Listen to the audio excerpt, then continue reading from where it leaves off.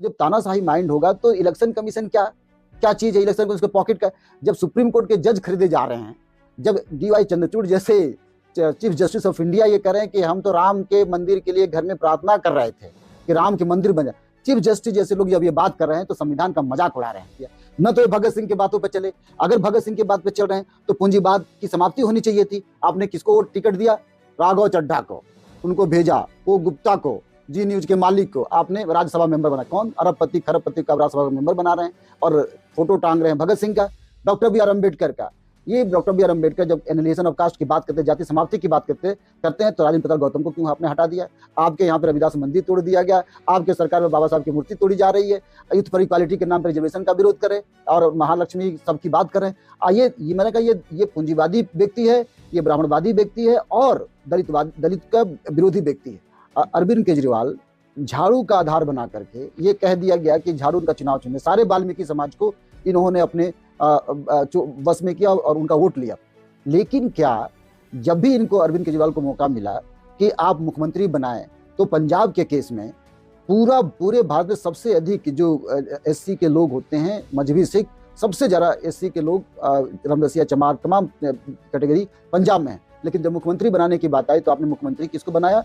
आपने दलित कैटेगरी के मुख्यमंत्री नहीं बनाया। जब राज्यसभा भेजने की बात आई तब भी आपने केवल उनको राज्यसभा भेजा जो पैसे वाले थे, जो पूंजीपति लोग थे, जो अप्रकाश के लोग थे। जब भी मुख्यमंत्री, जब अतिशी की बात आई तब भी आपके पास राखी बिरला नाम के व्यक्ति थे जिनको आप बना सकते हैं। उसके बाद राजेंद्र पाल गौतम जो 22 प्रतिज्ञा को लेकर के जिनको कैबिनेट से हटा दिया गया, वो भी एक रीजन था। तो कुल मिला के दलितों के नजर में अरविंद केजरीवाल एक तरह से गिर चुके थे और वोट नहीं जाना था। सर अभी मिल्कीपुर में उपचुनाव था और दिल्ली में भी चुनाव था। आसार ये लगाया जा रहा था कि दिल्ली में आम आदमी पार्टी की सरकार बनने वाली है और मिल्कीपुर में समाजवादी पार्टी की सरकार बनने वाली है या समाजवादी पार्टी वहां जीतने वाली है। लेकिन दोनों जगह उलट हो गया और अखिलेश यादव का भी बड़ा आरोप है कि चुनाव आयोग जो है मर चुका है। यहाँ तक कि उन्होंने सफेद कपड़ा भी भेंट कर दिया था।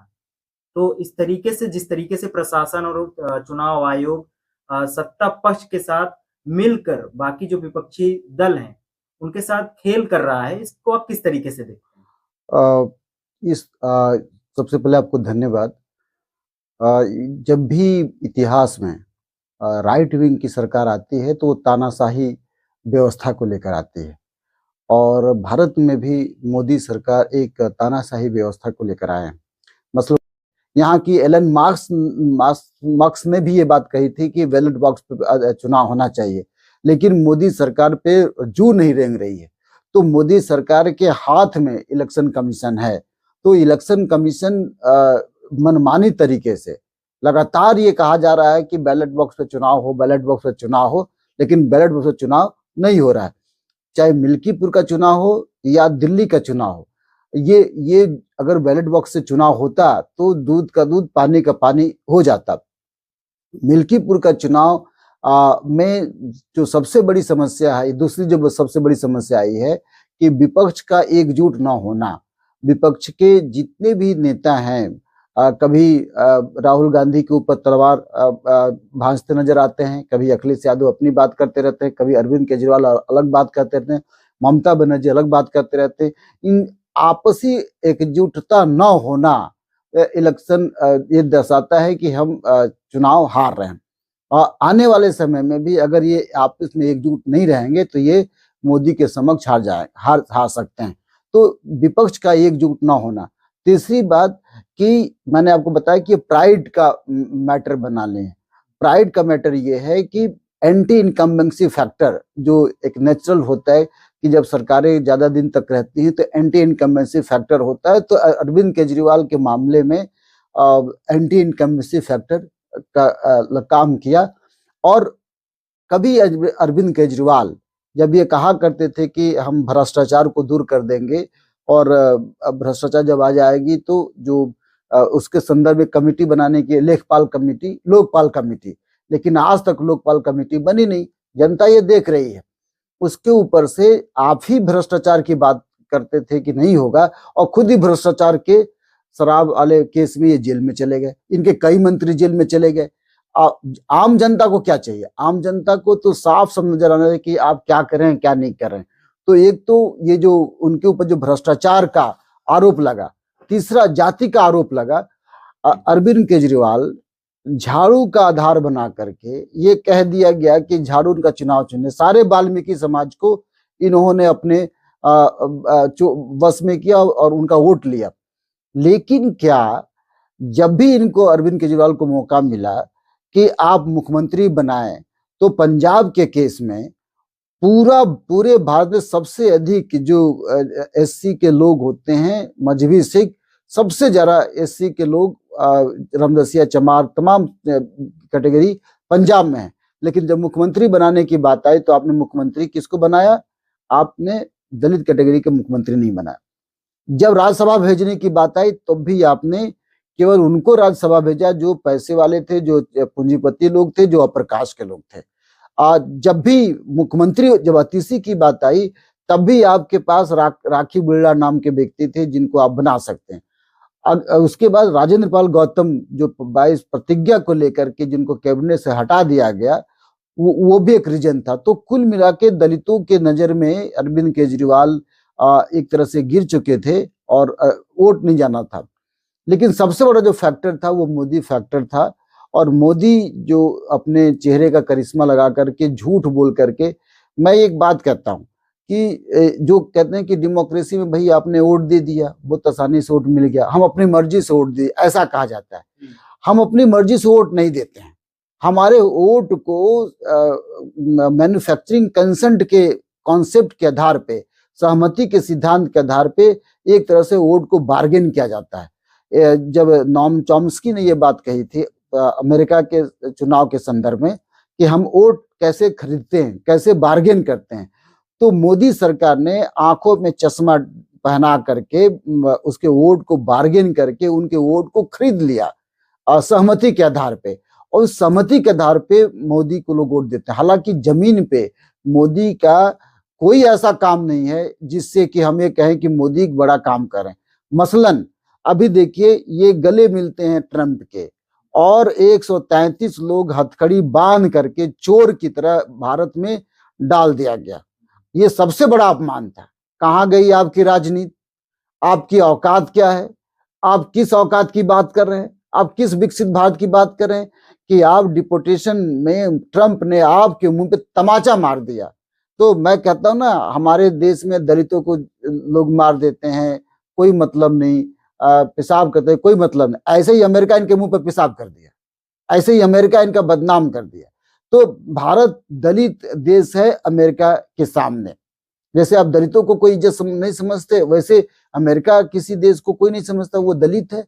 दे are the we are the Dalit, Indian as a Dalit इन द आई ऑफ अमेरिका।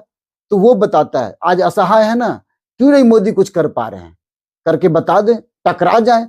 तो कमजोर को सताने की आदत है, तो आपने यहाँ पे कमजोर को सताते हैं। चाहे केजरीवाल हो, मैं देखिए ना तो केजरीवाल से बहुत खुश था, ना तो मोदी से बहुत खुश हूं। दोनों ही पार्टियां ब्राह्मणिकल सोशल ऑर्डर को मानती हैं, ब्राह्मणवादी व्यवस्था को मानती हैं।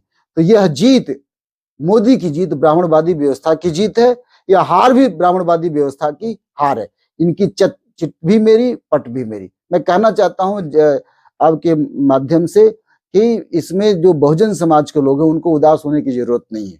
अरविंद केजरीवाल आते तब भी कुछ नहीं फर्क पड़ता, और मोदी कुछ आए तब भी उनकी जिंदगी में कोई विशेष फर्क पड़ने वाला नहीं है। जहाँ पे बीजेपी की सरकार है वहां पे एट्रोसिटीज के मामले लगातार देखने को मिल रहा है। और दिल्ली के जब सीएम अरविंद केजरीवाल थे, जय भीम बोलकर लोगों को एकत्रित करने का काम करते थे और वोट लेकर सत्ता में लगातार वो बरकरार रहने का काम करते थे। अरे भाई, जब चुनाव आए तो उन्होंने डॉक्टर अंबेडकर का फोटो लगा दिया, भगत सिंह का फोटो लगा दिया। न तो ये भगत सिंह के बातों पर चले। अगर भगत सिंह के बात पे चल रहे हैं तो पूंजीवाद की समाप्ति होनी चाहिए थी। आपने किसको वो टिकट दिया?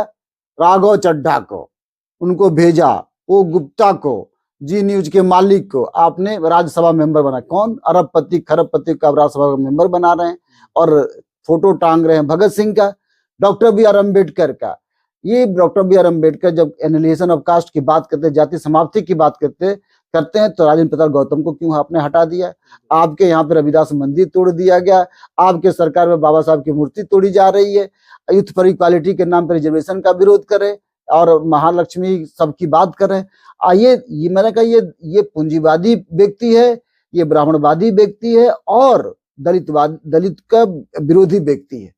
तो मैं कहा ना कि ब्राह्मणवादी व्यवस्था अरविंद केजरीवाल की हार हुई है और ब्राह्मणवादी व्यवस्था की जीत हुई है मोदी के माध्यम से। तो चित भी मेरी पट भी मेरी, हम लोग तो बाउंड्री के बाहर के लोग हैं, हम लोग तो हल्ला करने वाले लोग हैं। दिल्ली में हम तब भी नहीं थे, अब भी नहीं। हाँ, अब भी नहीं है। सर, हमारा दूसरा सवाल ये है आपसे कि मिल्कीपुर का जो अभी उपचुनाव हुआ, वहां पे ये चीजें निकल कर आ रही थी कि समाजवादी पार्टी वहां पे अच्छी बढ़त से वहां पे चुनाव जीत जाएगी, लेकिन उसका ठीक अपोजिट हो गया। देखिए, और इसमें ये भी सामने निकल के बातें ये भी आ रही है कि प्रशासन के लोग और योगी सरकार के समर्थन में वहां पे अच्छी खासी कैंपेनिंग कर रहे थे। प्रशासन के लोग वहां पे बड़े पैमाने पर लोगों का हैरेस कर रहे थे। बहुत सारी चीजें सामने निकल कर आई। मैंने आपके शुरुआत में क्या कहा था कि जहां जहां राइट विंग की सरकार आती है वो तानाशाही को लेकर आती है। एक किसी इतिहासकार ने एक किताब लिखी थी, ऑथोरिटेरियन माइंड। तो मोदी हो या योगी हो, दोनों का माइंड ऑथोरिटेरियन है, यानी तानाशाही माइंड है। जब तानाशाही माइंड होगा तो इलेक्शन कमीशन क्या चीज है? इलेक्शन कमीशन उसके पॉकेट का। जब सुप्रीम कोर्ट के जज खरीदे जा रहे हैं, जब DY चंद्रचूड़ जैसे चीफ जस्टिस ऑफ इंडिया ये कह रहे हैं कि हम तो राम के मंदिर के लिए घर में प्रार्थना कर रहे थे कि राम के मंदिर बन जाए, चीफ जस्टिस जैसे लोग जब ये बात कर रहे हैं तो संविधान का मजाक उड़ा रहे हैं। तो आप मिल्कीपुर के चुनाव की बात करें, मिल्कीपुर का चुनाव प्राइड का चुनाव बना हुआ था, उनकी इज्जत की बात आई थी, उनको हर कीमत पे जीतना था। ये EVM के माध्यम से जीते या ऑफिशियल को लगा दे, क्यों कि अवधेश प्रसाद ने अयोध्या में जीत कर इनके मुंह पे तमाचा मारा था, बड़ी किरकिरी हुई थी अयोध्या के नाम पे। अब अयोध्या को कैसे जीत जाने दें? तो उन्होंने क्या किया, उन्होंने कहा कि इसको हराना है। अवधेश प्रसाद पासवान समाज के, तो इन्होंने पासी समाज को उतार दिया और भी लोग। तो पासी समाज को उतरने से वोट बट गया। सवर्णों का वोट, जो जैसा कि बहन जी हमेशा कहते हैं कि सवर्णों का वोट का नाम है ट्रांसफर नहीं होता, ये इन्होंने वोट ट्रांसफर किया बीजेपी के पक्ष में, और दलितों का वोट अगर बट गया, इस वजह से मिल्कीपुर चुनाव ये जीते। तो उस चुनाव जीतने के पीछे रामचंद्र पासवान नहीं है, चुनाव जीतने के पीछे अयोध्या का प्राइड है कि अयोध्या में नहीं हारना। क्यों? क्योंकि हमको हिंदू राष्ट्र बनाना है, दुनिया को दिखाना था कि हमको हिंदू राष्ट्र बनाना है। तो राम का भक्ति कैसे आएगी? यहाँ जिस राम की भक्ति को लेकर जैसे आप कह रहे हैं, तो राम मंदिर जहां बना वहां तो इन्होंने चुनाव वहां पे हार गए। मैं वही तो कह रहा हूँ कि तमाचा मिल्कीपुर उसी अयोध्या एरिया का हिस्सा है, और उसमें सबसे बड़ी बात है अयोध्या प्रसाद है ना, अयोध्या प्रसाद नाम है ना सांसद के, उसको हराना था, मैंने प्राइड, अपनी प्राइड को बचाना था, तब इसलिए ऐसा हुआ। तो प्राइड को बचाने के लिए उन्होंने छल साम दाम दंड भेद अपनाया और मिल्कीपुर का चुनाव जीता। मैंने बताया ना कि चुनाव आयोग जो अखिलेश यादव बोल रहे हैं वही है। चुनाव आयोग ईमानदारी, हाँ, मर चुका है, कोई ईमानदारी से काम नहीं कर रहा है। इसको TN सेशन जैसे चुनाव आयोग की TN सेशन जैसे लोगों की जरूरत है जो चुनाव आयोग को चला पाए। बहुत बहुत धन्यवाद सर। धन्यवाद।